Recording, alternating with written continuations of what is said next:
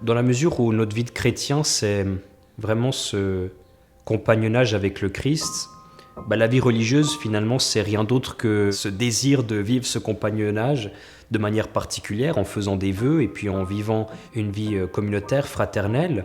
Le lieu paradigmatique, emblématique de ce compagnonnage, pour nous, c'est vraiment la liturgie, où effectivement, on est appelé à y voir le Christ agissant.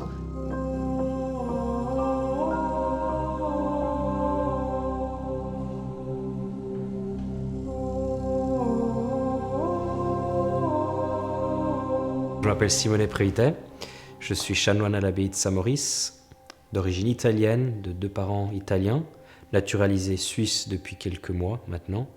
J'ai choisi cette communauté, ou plutôt cette communauté m'a choisi, on devrait dire même lorsqu'on parle de vocation, parce que c'est là que j'ai découvert des religieux qui semblent être épanouis dans leur vie religieuse en fait, simplement, et aussi parce que cette communauté qui m'est été donnée presque comme une seconde famille. Une communauté religieuse, elle a vraiment vocation à regrouper plusieurs personnes qui décident de vivre ensemble pour être chacun pour l'autre un tremplin vers la sainteté.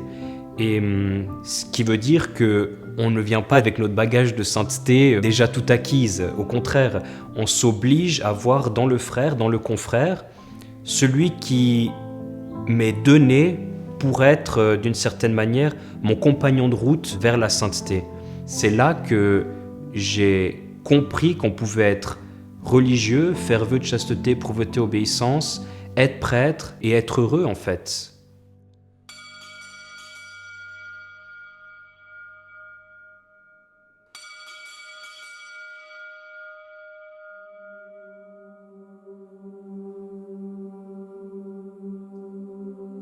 Le rythme de nos journées fait qu'on peut croire que c'est rébarbatif en fait, que c'est même ennuyant à la longue.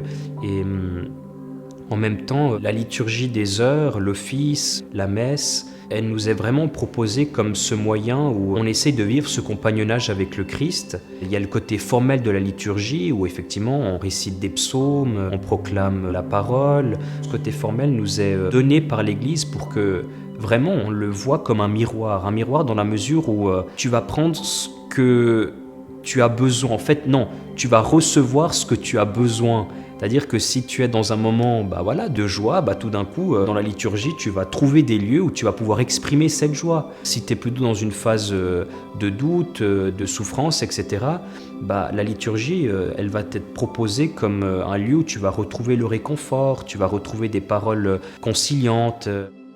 C'est pas un poids en fait, sinon on choisirait pas la vie religieuse. Moi, on m'a jamais enchaîné dans les stalles pour dire maintenant tu viens prier. T'es libre d'aller dans les stalles. Donc si tu y vas, c'est qu'il y a quelque chose qui t'y pousse. Et les fois où on se dit tiens, aujourd'hui je suis trop fatigué, je vais pas aller, finalement on sent une sorte de vide. En fait, quand on prend la valeur de l'office, quand on prend la valeur de la prière communautaire, c'est plus en n'y allant pas qu'en y allant des fois. C'est-à-dire que c'est parce que tu y vas pas que tu sens tout d'un coup qu'il t'a manqué quelque chose dans ta journée. Et c'est là où tu es reboosté dans ta vocation, tu es reboosté dans ta conviction que c'est vraiment un besoin finalement. Ça devient ta respiration.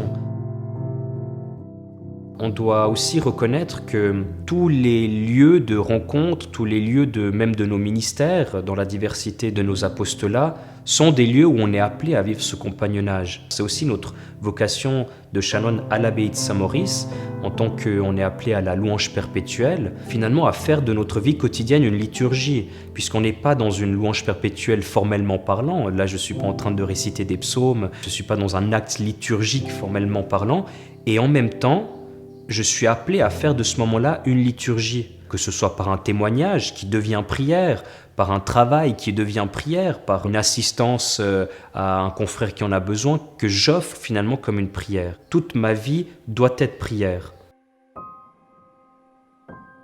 Les doutes, ça fait partie de toute vocation, en fait. Vouloir faire croire qu'on vit une vie de religieux toute tracée et bien droite et sans aucune perturbation, ce serait pas honnête. Et en même temps, en te demandant, mais est-ce que tu crois vraiment que ça vaut la peine d'être chrétien et d'essayer de le vivre à fond?